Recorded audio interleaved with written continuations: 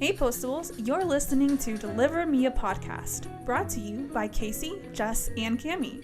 A special thanks to James Jandrish for letting us use the music on our show. Now, sit back, relax, grab a yoo-hoo and a stamp collection, and here we go. Hey everybody, welcome.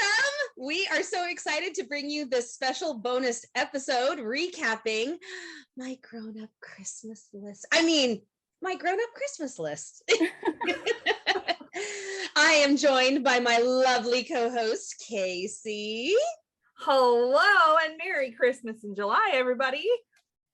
And we have a most special guest with us, Sarah from Suspenders Unbuttoned. Hi, Sarah. Hi, Kaycee. Hi, Cammie. Thanks for having me.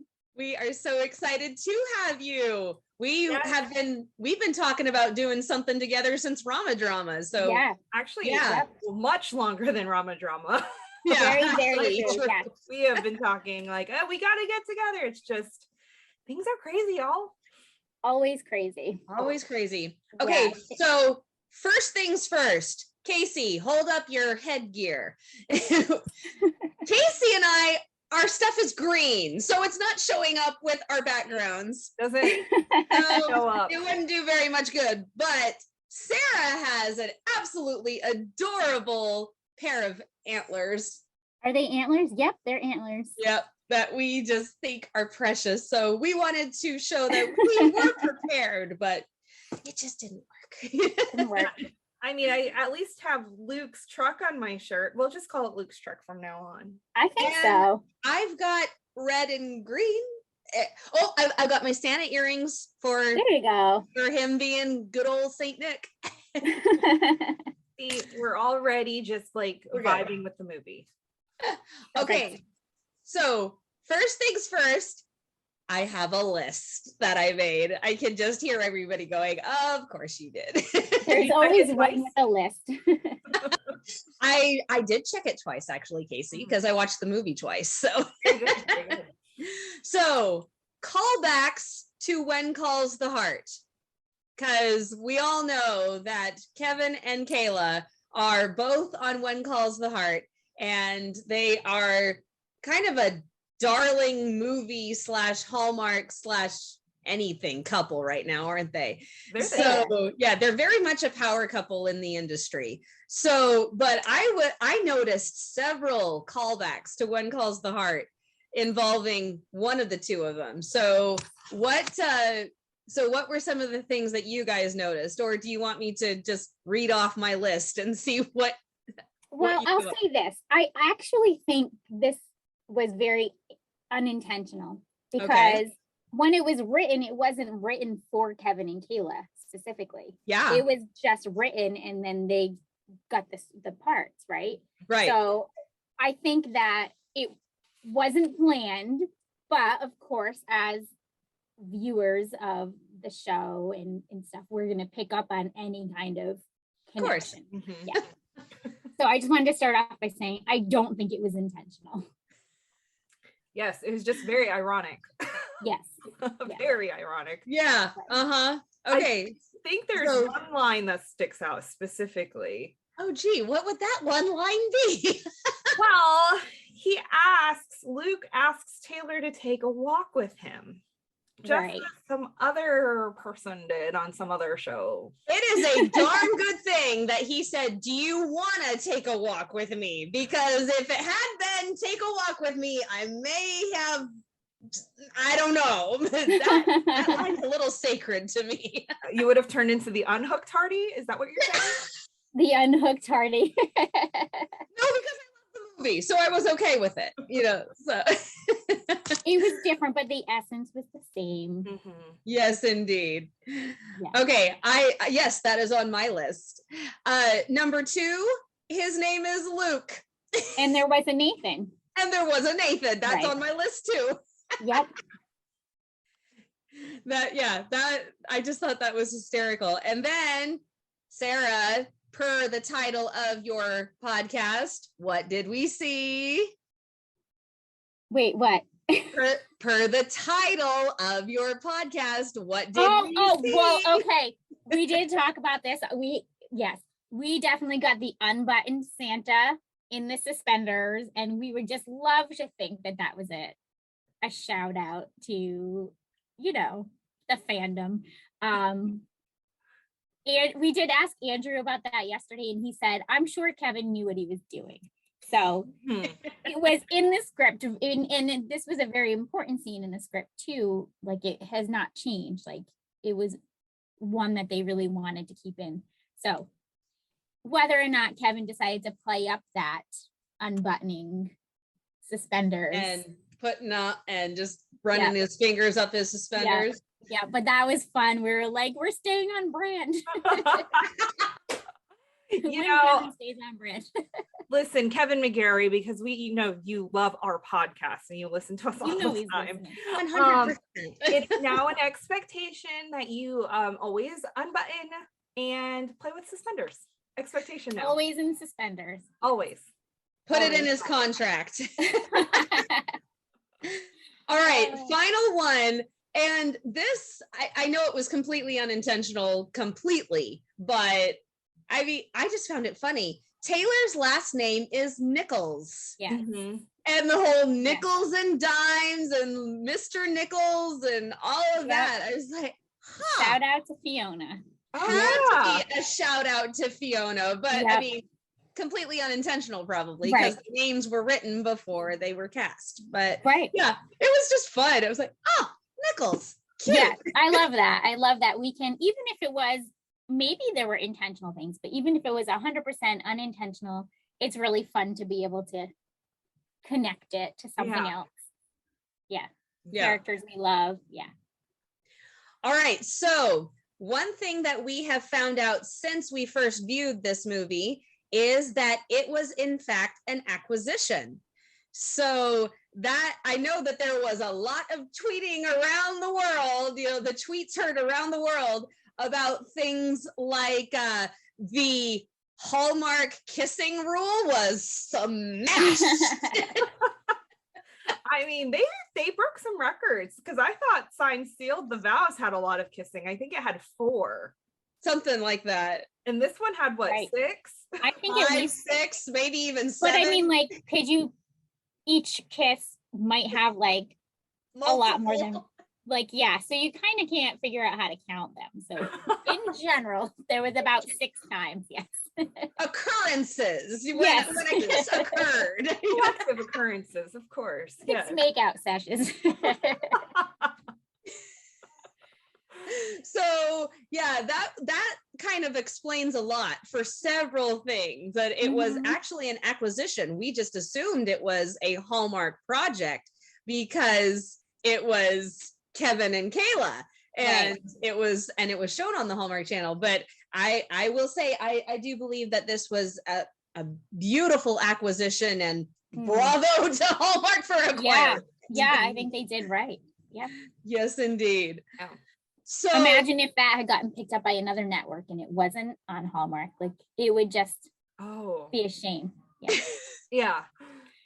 Okay, here's something that I really loved. And of course, it just happened to be at the beginning of the movie. They met in the first 2 minutes. Yes. I mean, we don't even see that anywhere in rom-coms, period. So and 2 meet cutes, which is, I loved that. I love that they met twice. Yeah. You're right. They did meet twice.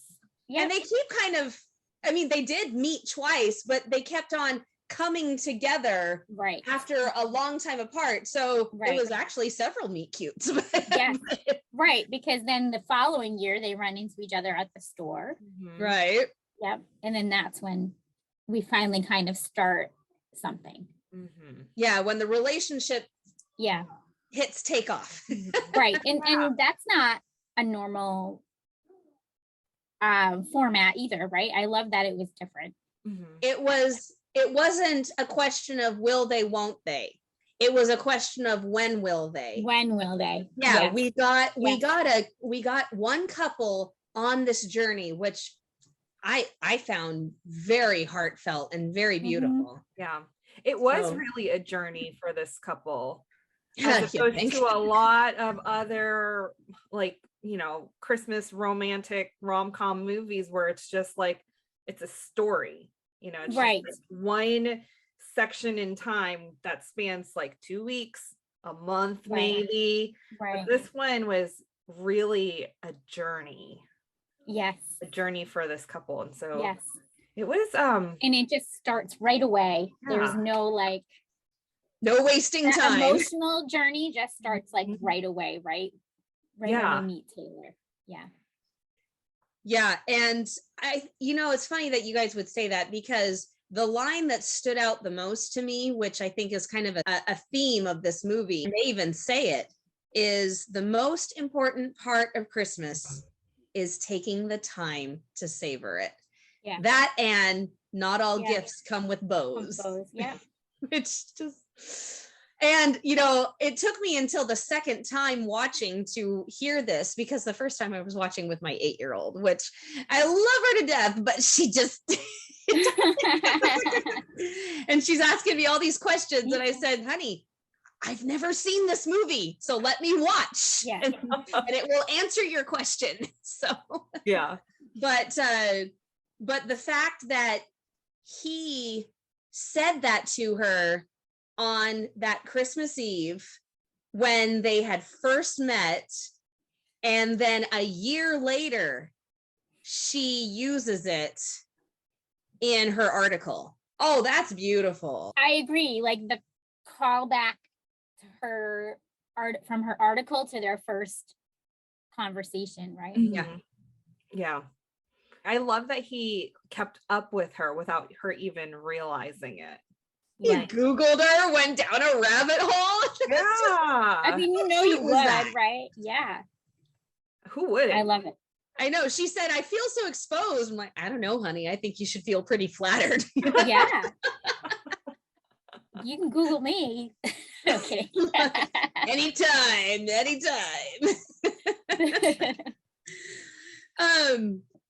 So one thing that I noticed throughout the progression of the movie is that the Christmas magic grows by degrees in her. The first time, she's 99% closed off from the magic of Christmas. She had that 1% left that took her home, but it was at the last minute. She told Grandpa Frank it was at the last minute. Right. But then she's writing a beautiful article about Christmas, but her boss says, you don't really celebrate it. I don't really see you celebrating it. And then the next Christmas, she's decked out, and it grows by degrees over this 3-year period that we went through. Four Christmases, 3 years. Yes. So we have the Christmas that they met. Yep. And then a year later, the Christmas they started dating. Yep. And then a year later, he proposed. And then a year later, they got married. So 4 Christmases, 3 years. And you know what? While I'm thinking about it, Kevin, on our podcast with him last week or the week before, he told us like this movie is like a bunch of Hallmark Christmas cards. So we're seeing like peek into each Christmas, like in these pivotal parts of their relationship, to kind of like bring us on this journey. So you have to look at it, I think, like that. And when you look at it like that, it really makes that journey a lot more sweeter, because you're not thinking like, well, what happened? We didn't see them date for a year, right? We just saw the beginning and then the next stage. So if you think about it like these little vignettes or these little Hallmark Christmas cards, really, I thought that was a really lovely way of explaining like these pockets. Yeah. And they all like layer on top of each other. So it's almost like you could unfold it. I love that. Right? Yeah, that's so true. Because you only see one holiday, and it's like you said, or like, well, what Kevin said, it's like a vignette. If you just divide up the movie into 3 years or 4 Christmas stories, it's like you layered it on top. So yeah, that makes a lot of sense to me. I love that. And that's what also makes this movie so special and so different, is because it is more like mini stories in one big movie in 84 minutes. Yeah, 100%. And okay, maybe this is just me, but I absolutely love knowing that they filmed in December. Yeah. Oh, All the weather is It was legit, real. even though so sorry you guys had to suffer through an outdoor wedding.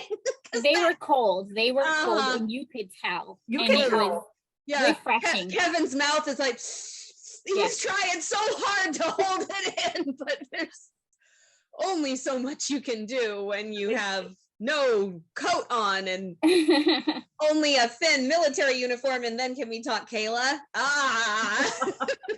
Biting the skin. Freezing. Yeah. But she, the cold made Kayla look like a princess.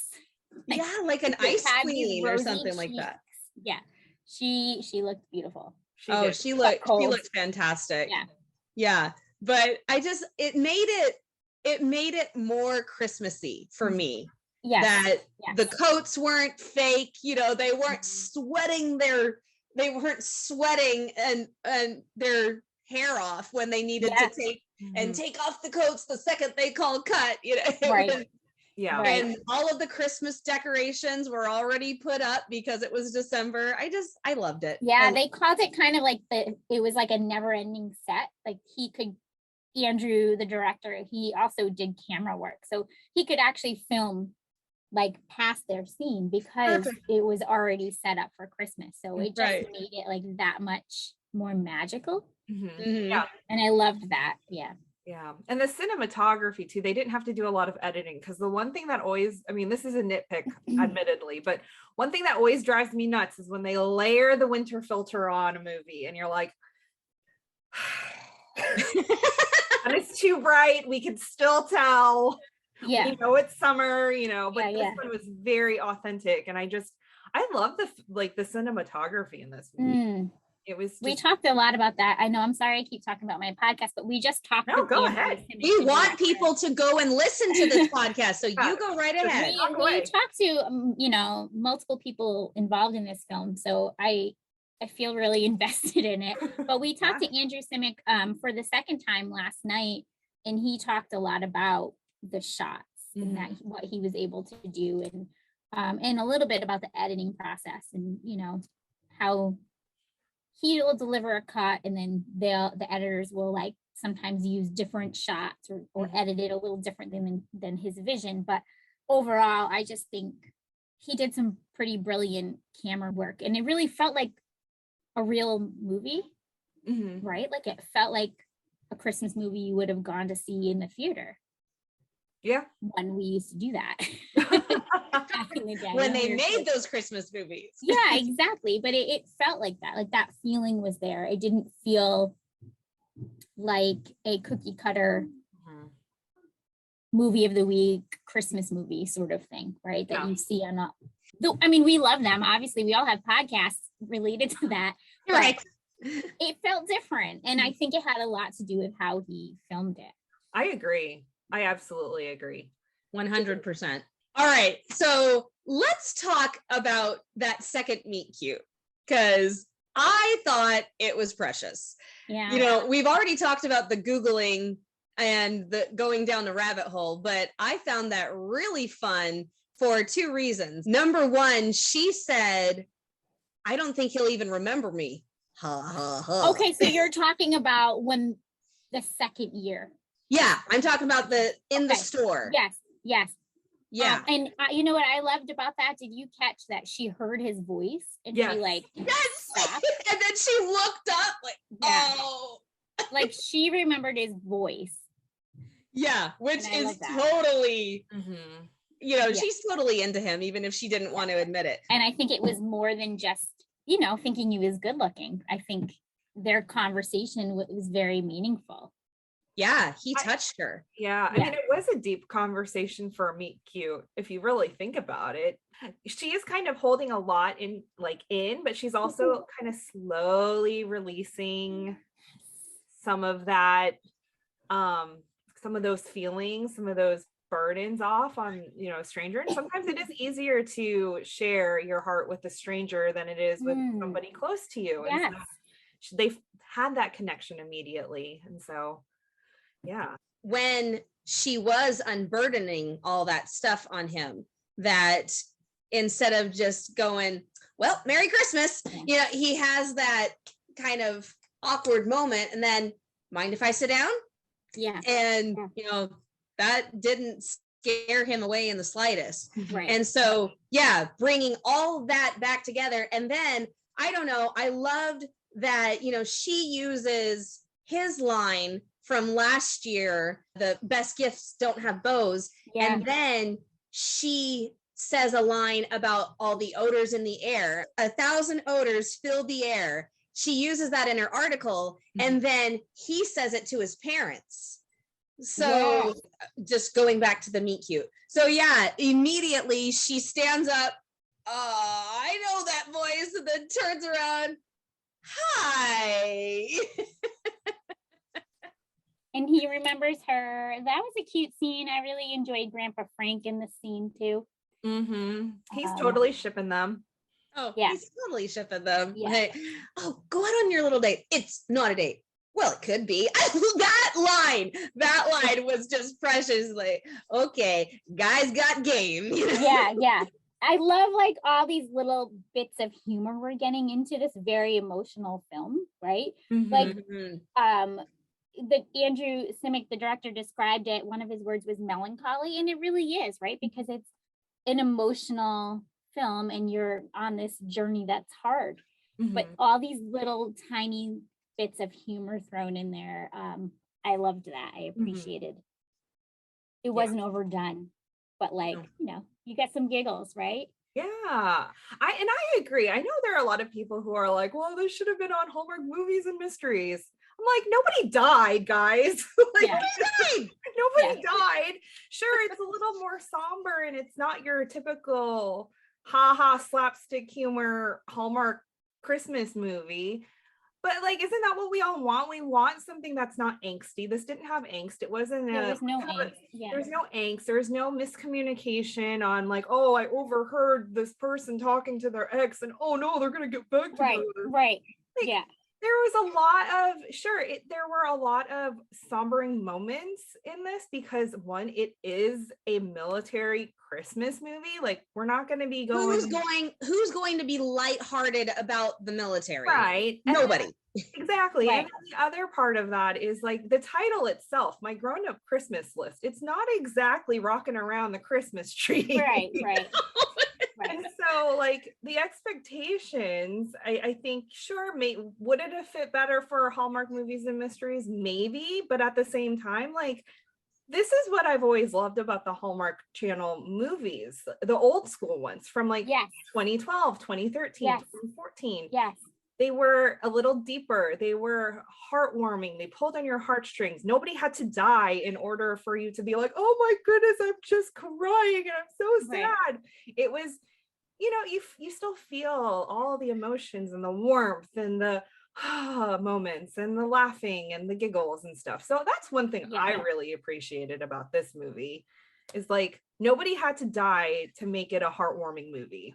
Right. And you know what, you kind of made this a point already, but all like the problems weren't about them. It was outside, and like, how are we going to make these outside problems work in our relationship? And we talked about that on the live. yeah, we did. Yeah. You know, and I think that is fun to watch too, because a lot of times, even in real life, it's not like, oh my gosh, you talked to, you know, your ex-fiance that you just left at the altar for me, or like something like that. It's just real life, real world issues, and you're trying to navigate through them, right? It's man and woman versus the outside world. Yeah. And you know, and they made that outside world come to its knees. You know? Should we talk about the truck scene? Just going there. I was just going there because that was one of those beautiful, heartfelt moments. The night we met, I was going on about my own inner crisis. And were you about to ship off? I liked the fact that you thought that you could talk to me, and I'm glad that I was there to listen. That yeah. It makes me want to cry right now. Yeah. Yes, I need you, Mom. And then we get that little piece of humor there too, because he's like, don't say relative, Yeah. right? Like, don't think of me as like your family member. Please don't call me your brother. Please don't call me your brother. Because I am not having those kind of feelings. Right. I thought that was really cute. And then, then you've got the whole beautiful shot of Kayla Taylor through the window, like a little fuzzy. Then you get the whole rolling down the window thing. And she's kind of like, letting down her guard a little bit, her Christmas guard too. And they're getting to know each other. That reaction, roll down your window. Okay. Yeah. I loved it. That was one of my favorite scenes. All right, fast forward to one of my favorite scenes, the bridge. Oh, the bridge. Oh my gosh, the bridge. The bridge. Let's talk about this bridge. Let's talk about this bridge, because a lot happened on that bridge. A beautiful bridge. I got to hear a lot of stories about that scene too. Okay, so go to Suspenders Unbuttoned and go listen to those interviews. Go about listen to the bridge. behind the scenes information about that, because it was a beautiful scene, and then to hear the direction of it is fun too. But yeah, oh, how beautiful. Yeah, the scenery, then them. I mean, gosh, they just killed this scene. They killed it.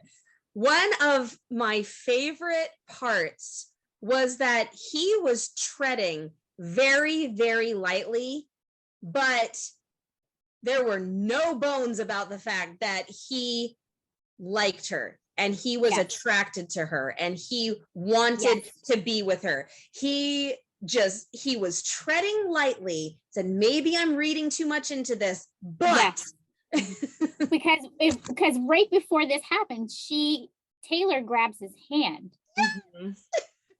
So in another beautiful scene with the Christmas tree and the lights, but I think it's the only lighting scene I've ever felt like that was beautiful. Oh, anyway, yes, so, because it lit up her face and all the emotions that crossed her face in that 2 seconds. Oh, yeah.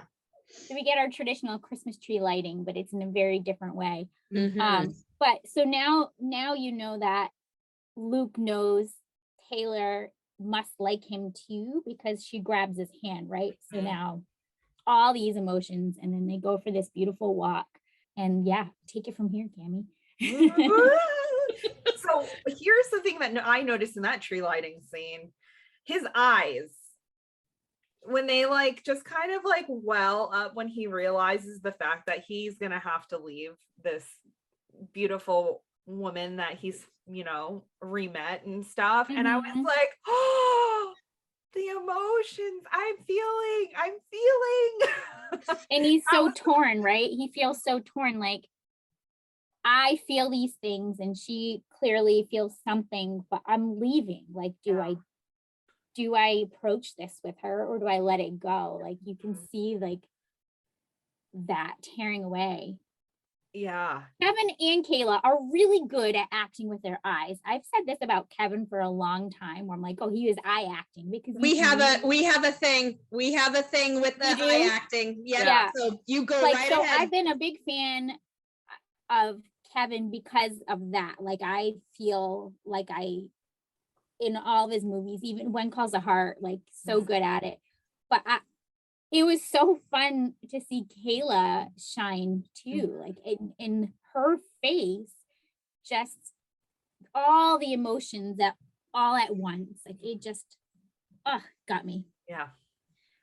So then his doubts are put at rest when she says, we make this work.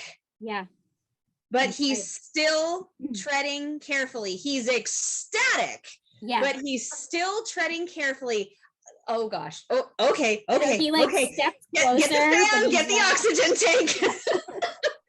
Because this moment, this was Hallmark racy. This was chastely hot. You said it. Yes, I did. When he kisses her, it is a perfect expression of I like you. We're doing this. We're going to go out on this journey together. We're beginning it. I want to show you how much I feel for you, but I still want to be respectful. And so he just leans in and gives her a sweet little kiss on the lips. And then that wasn't enough for the little lady. I know. You see her face too. She's like, the eyes open and she's like, attack. No. And then grab the lapels. But his eyebrows going up like, oh, I like this. You know? That was a kiss, yes. Oh, that was a kiss. Okay, I'm okay. Should we move that on? Was great. Yeah. And we move on to next Christmas. Next We're gonna go to the next Christmas so we can grab our oxygen tanks and calm down from this the bridge kiss. Okay, so this is a very slight moment, but it meant the same it meant the same effect to me, and it made it all the sweeter when he says, Taylor, I love you, right as they were losing connection. And you can hear it. You can, Taylor, Taylor, I love you. And I'm like, oh, yeah. It was just that I was in a play that had a moment like that, and it was very different. It was not romantic. It was between a mother and son, but it was very, very dramatic and emotional. Right. And so to hear it this way in a romantic sense, that was such a beautiful moment to me, that he was trying so hard to make sure that got through. Yeah. And that, and he called her sweetie. You know? I know, that was cute. Yeah. I think I missed that the first time I was watching, and then the second time I was like, oh. Yep, I got it right here. He called her sweetie. So and then what's next after that? We get the scene of Taylor and her best friend Bonnie, right? And and so we get to hear Taylor describing her love for him. This was one of the points where I forgot to take notes because I was just like this. You know? Yeah. But that's like the warm, cozy blanket scene, I think, is what tough as nails kind of blanket. Yeah. A very handsome or ruggedly handsome, tough as nails. Yeah.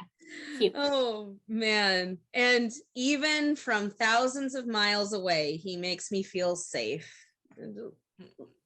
It's really, really nice when you see a movie where both people are just as equally invested, because so many times it's one person coming to a realization. And it's either one, it can be the guy, it can be the girl, but this was so beautiful that they both felt that way from the beginning and took that journey together. I would like to shout that out right now. I want to shout out how we got to feel Taylor's perspective, but we also got Luke. So we also always kind of knew what Luke was going through. And I feel like that's a different dynamic than we're used to too, right? Where usually the guy is completely the number two and it's like a side story or whatever, but we really got to see both of them, even though of course it's Taylor's story of opening up and all that, but we got his perspective, and I've been wanting that for a long time. So this is like thrilling for me. Because yes, I'm a female. I know the female perspective. I want that. We want the guy's side. Yeah, I want to see him falling in love and the emotions that are going on. So anyway, shout out to that. I think they did a great job in handling that. Yeah. And keeping it evenly tiered. Yeah, 100%. I completely agree. And then we have the question. The question of the hour.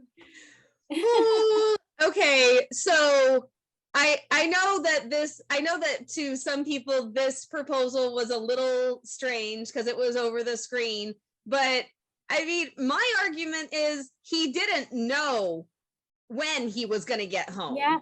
And so, you know, and because Christmas means so much to them, he wanted to ask her for Christmas. Yeah.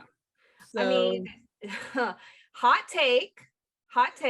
I was one of those people. I even texted Cammie. I was like, okay, I think the this proposal is weird here. But here's the thing though. Here's the thing. This is my initial gut reaction. Yeah.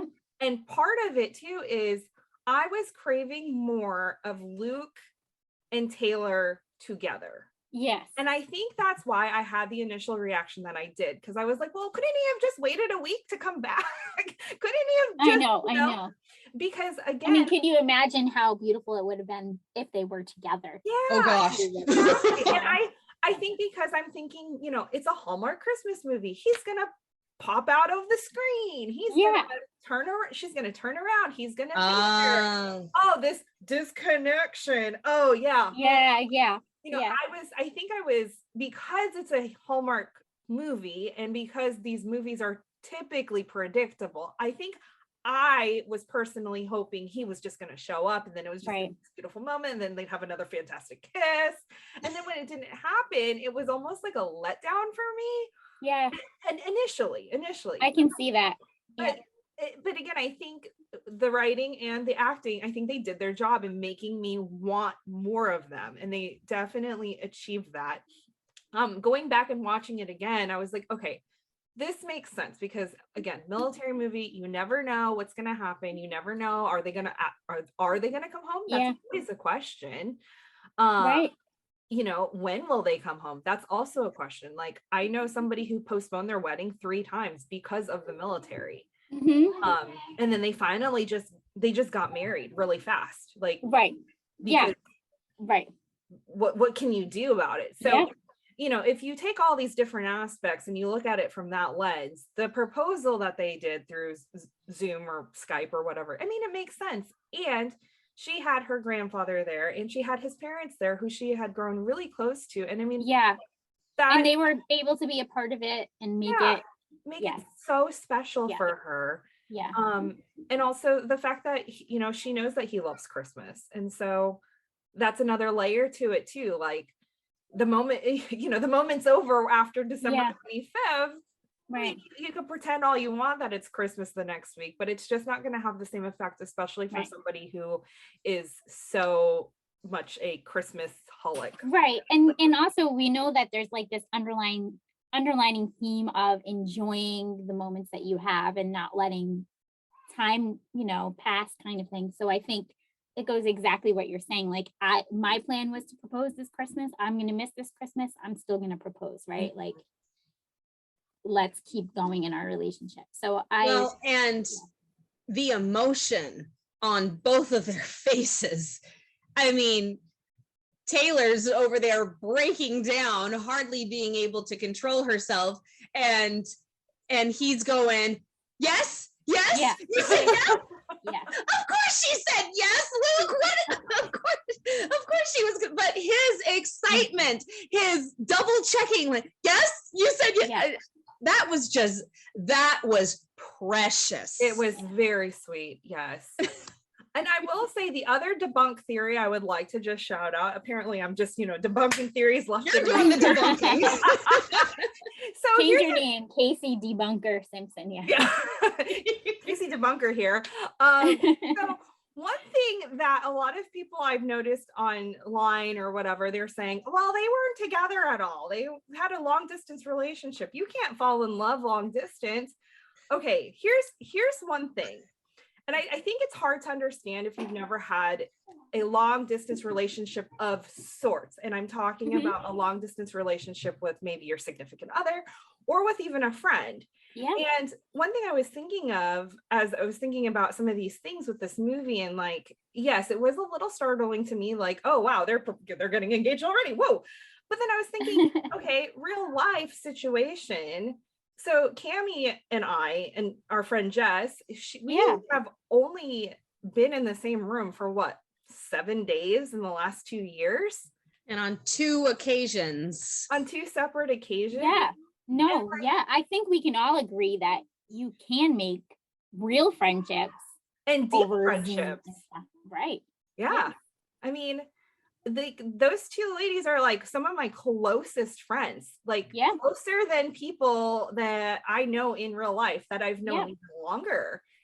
So I think that also kind of goes back to, you know, you can develop deep and true relationships with people that you may not really see every day. Yeah. And I think that's the case with Luke and Taylor. I mean, this is 2022.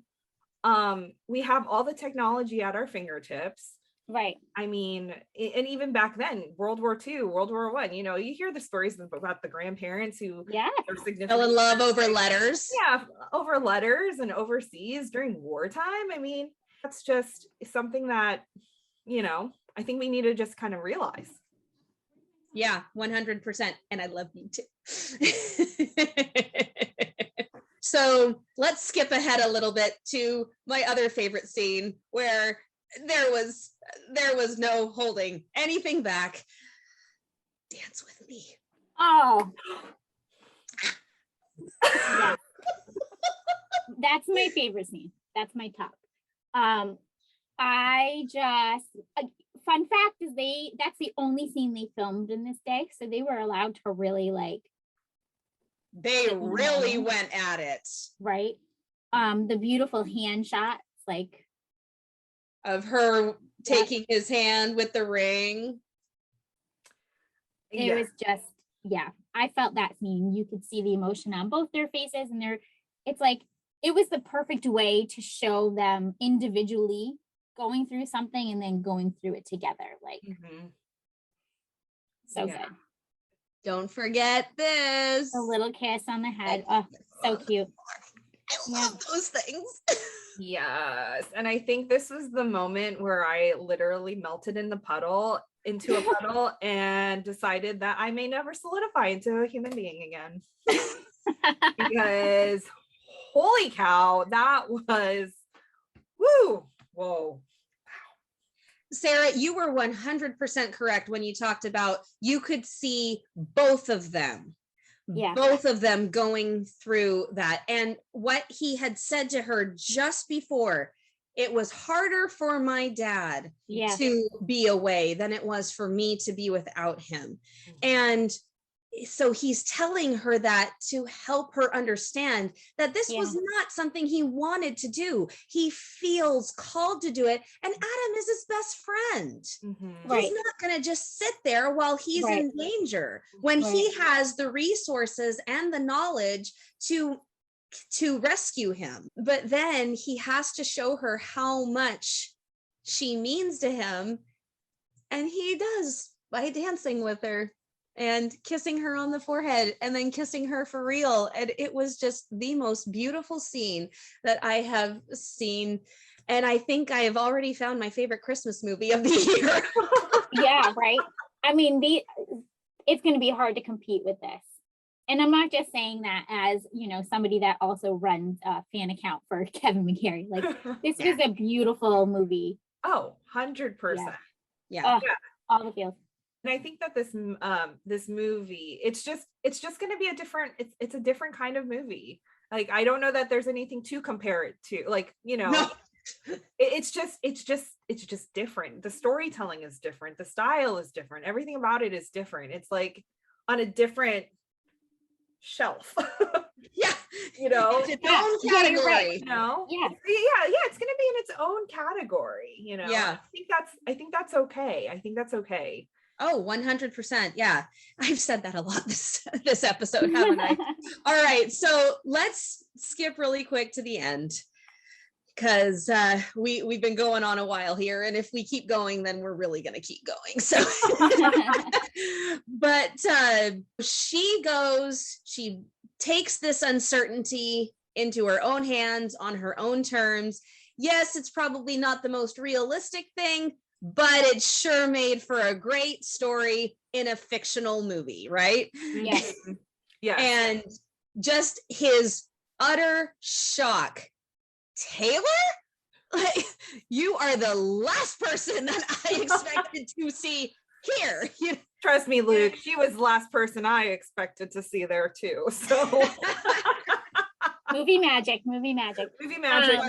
Storytelling. I love that when she turns around to see him, it takes a beat for them to like come together, because it's not just like booking to each other. It's like we get that moment to like see their faces and like digest it all. So I loved it. Yeah. And then they booked it and they didn't even hug first. Nope. They went I love the little pickup. Oh yeah, Like so cute. Yeah. With his dirty face and the snow all over him, and she don't give a care. You know?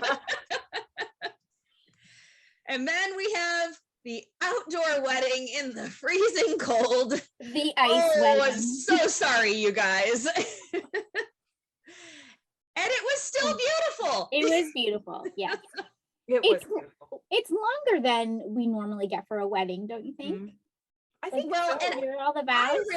I really enjoyed hearing the vows while they were going through the motions. Yeah. I don't know. I think that meant more.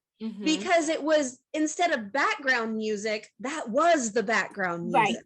Right. Yeah. Right. And it gave us more of the wedding, which without having to take more time. Yes. Yeah. Yes. 100%. The kiss at the end made me giggle. I'll be honest. Oh, because he tries to go in for more and she stops. Yeah, she's like, I'm too cold for this. Like, okay, let's go inside to our wedding reception, then I'll kiss you more. But it was so cute. It was just, I don't know, that wedding kiss was just so cute. It was a "you're my wife now" kiss. Yes. It was that kind of kiss. Yeah. So cute. Did anybody else notice the snow boots? The snow boots? Yeah. Oh, I did not. If you Where? look, Taylor's wearing like big black boots under her gown, her beautiful princess summer gown.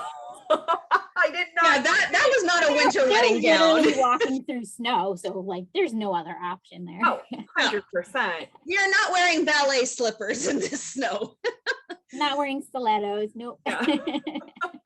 That could cause a broken wrist on your wedding day. But yeah, that was not a winter wedding gown. So, except that we She had looked the fur cover. So she looked beautiful, but it was an unexpected. That was unexpected, but they still made it. Like you said, they still made it gorgeous. They gave her very much a winter princess kind of look, and it was beautiful. Yes, she definitely looked princessy for sure, despite having the very rosy cheeks. I mean, there was something about Snow White. Yeah, but there was also something about like her eyes too in that scene where she was just so bright, and I don't know, she took my breath away when I saw her coming down in her wedding dress and just all the white around her, and she's got the dark eyes. Like it was just like, oh. Yeah, you're right. And the red lips. So like, yep, her eyes and her lips. Yep. Yeah. Beautiful. She looked like an ice princess. Poor things. All right. Well, I think it's safe to say that all three of us enjoyed this movie just a little bit. Just a little. Yep. Just a lot. Yeah. All right, Sarah, why don't you give us a shout out where people can find you to go find more of these awesome interviews you give? Sure. The easiest place is to hop on one of our Instagram accounts. You can go to podcast_Suspenders Unbuttoned. And we have a link right in our bio, and that will give you all the options to everything we have. We're on YouTube. You can watch us, watch our podcast, and I think on Spotify if I upload them. Yes, please follow us there. And honestly, we had some really interesting conversations about this film in particular. So if you're interested in learning more about the behind the scenes and all that, please do give a listen if you have a few hours. Yeah, because you interviewed the director, Andrew Simic, twice. Yep, so we had Andrew Simic, he's the director. We've had him on twice now. We had Kevin McGarry, Kayla Wallace, Corey Lee, who plays Bonnie. She was a lot of fun. And we did Jim, who plays grandfather. Yeah. Awesome. So lots of stories. Yeah, lots of stories, lots of fun behind the scenes. All right, everybody. Merry Christmas in July. We'll see you next time. Bye.